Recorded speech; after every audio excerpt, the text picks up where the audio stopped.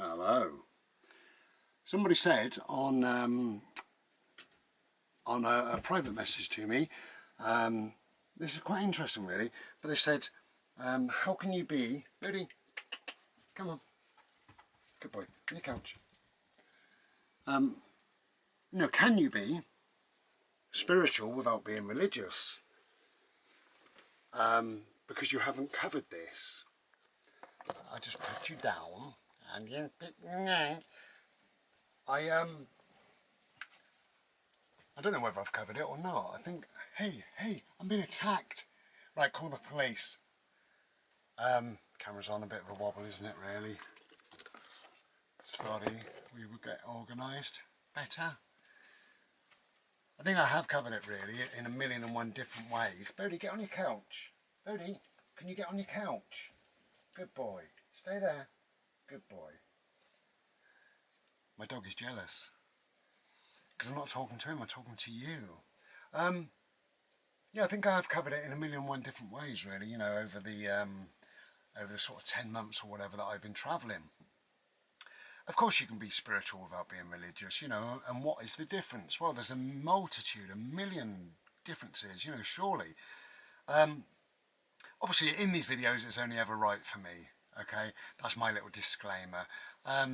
Religion, now religion for me, what is religion? Religion is an organised thing, right? Religion is already set out for you.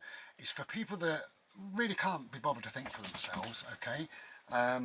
So it's set out for them, and the two words that they use in religion is faith and belief. So you've got to have faith that what you read is true, okay? And you've got to just believe in this sort of, all this magic and craziness, you know. There's an invisible man floating around in the sky and he can see everything. He can't stop child cancer or rape or murder or terrorism or anything at all. So he actually does nothing, okay, but you believe in it. You know, this, I said before, right, the Bible is clearly, it's a storybook, it's a fairy tale, that's what it is, and it was written in sort of Bedouin tents or whatever by Jews many centuries ago, probably over a number of centuries, and probably by hundreds of different authors. Who knows? Nobody knows, you know. But it's an organised thing, organised religion. I don't subscribe to any organised religion, okay? I'm not told what to think, and that's where the spirituality part comes in. We're all spiritual beings, of course we are, you know.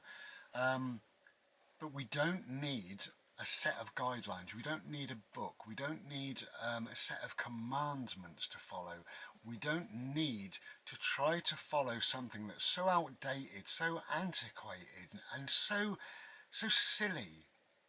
You know, religion, what it does, it segregates people. That's what it does. It causes wars, and a lot of ill feeling, a lot of bad feeling. In fact, even now, I'm making this video and there's some people perhaps out there that are religious that are now feeling bad. Oh, how dare you slag off God. I love him floating around. He's great. Well, I'm very sorry, you know, but if I'm going to make videos that are truthful and honest to me, then this is how I feel, you know. So when you're spiritual, it's about you. It's about your core being. It's about the love from within. It's about your head, your heart, your mind. The very core of your existence is a very spiritual path and a very spiritual journey that we're all on. So we don't need somebody else's input. We don't need to say, okay, my spiritual path isn't good enough, so I'm going to join this club that lots of people want to try to believe in. Belief, faith, okay? Because I can't really think for myself, so I'm going to join their club because it seems like the thing to do. Well, if you pull away from that, you know, and many people have obviously, then you deal with yourself and the truth about your existence and stuff like that. Now my spiritual path or life or whatever, I believe, I don't believe in God, but I believe in maybe a billion gods, who knows. Um, there's spiritual stuff everywhere as far as I'm concerned, in the sky and the clouds and the rocks and a lake and in grains of sand and in beautiful leaves and trees and butterflies and birds and the stars at night and Mr. Solarface, definitely spiritual.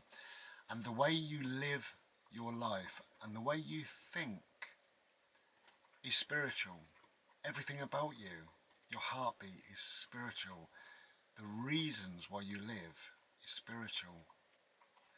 And all these places we've got, like West Kennet Long Barrow, Rollright Stones, Stonehenge, Maiden Castle, it goes on and on and on. They're really spiritual places to those that are connected to the land. I class myself as a Buddhist. More than a Buddhist, I'm probably a pagan. Really, I'm so connected with the land. I can feel the earth's energy. If I take my shoes and socks off, I can feel the energy in the land. And I love doing that in the summer as well. Even with my scabby old toenails. Yeah, I love these spiritual places. West Kennet Long Barrow in particular is just a glorious, wonderful place for me, and it fills my soul. It's just beautiful. I can feel like the ancestors there and all the rest of it. It's just wonderful. And whatever it is, I don't bother quantifying it. It is a spiritual place. It's as simple as that. Stonehenge, it's a spiritual temple. Of course it is. We don't need religion to have these places. We don't need religion to appreciate the stars and the moon and the planet and love and life and respect and truth and honesty. What we need religion for is murder, death and wars and segregation. That's the truth really, and it's a harsh truth, but that is the truth. So can you be one and not the other? Yeah, I think you can. I think you can be spiritual, and I think you can accept parts of religion, because that's what anybody does anyway. Anybody who's religious, you ask them, oh, what does this quote mean in the Bible? And they say, what it really means, it's not as it is, it really means this. And I think that's a bit false, because everybody reads a line from the Bible and it says blah, blah, blah. And they say, no, what that means is blah, blah, da, da, blah. That's what it really means. Yeah, well, why isn't it written down like that? And there's a lot of old rubbish in the Bible anyway, isn't there? Of course there is, I mean, it's, like I say, it's outdated, it's antiquated, it's not current to the way we live, I think spirituality is, you can go back thousands of years and, people were spiritual then and they're still spiritual now. That's the overriding thing. And with, going back to religion, all the churches were built on pagan worship land. Christianity at one stage, it got so big that it decided to destroy or try to the pagans and what have you and build on their land. So it's not even church land, it's not even like religious land, it's a spiritual land that these churches have stolen, I could go on and on about vicars, I could go on. I mean, we know about the Pope, don't we? And we know the Vatican City, and we know the disgusting, foul things that go on there. And if people want to worship that and say that that's okay, I suppose that's up to them, I suppose. But yeah, trying to backtrack slightly, you can be whatever you want to be. I've said in these videos, I'm a hippie and I'm a punk. Now, how can that be? How can it be? I am, and I'm living proof of it, I'm a Buddhist and I'm a pagan at the same time. Yeah, I am. That's what I am. You can be whatever you want to be. You choose your path. You choose what you want to be. And that is the whole idea of being a spiritual being. And we all are. We are all deeply beautiful spiritual beings if we allow ourselves. Take care and be well.